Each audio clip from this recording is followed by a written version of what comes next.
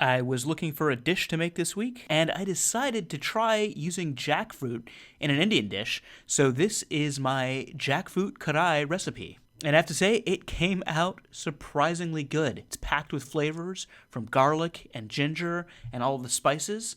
So let's go ahead and dive in and see what we need to make this jackfruit karahi.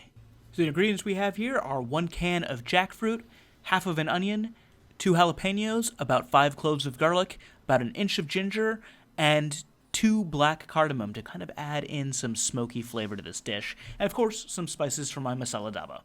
So first thing we need to do is just mince up our garlic here. Got this garlic press that I just love. It just makes it so easy to mince up my garlic.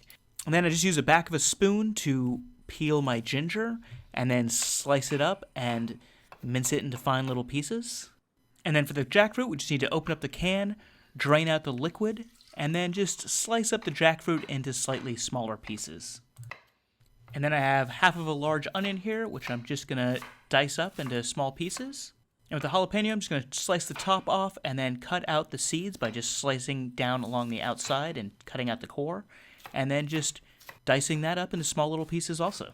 And I don't actually have a karahi, so I'm using a cast iron skillet, heated up to medium-high heat, tossing in some ghee. You can use some vegetable oil to make it truly vegan. And we're going to fry our black cardamom for a little bit with the onions and the chili peppers. And the black cardamom just gives this amazing smoky flavor to the dish. I just love using it.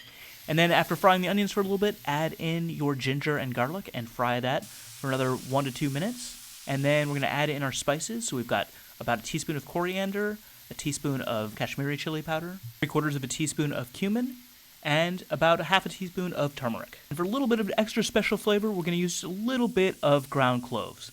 Stir that all up for another 1 to 2 minutes, and then add in our tomato and stir that up.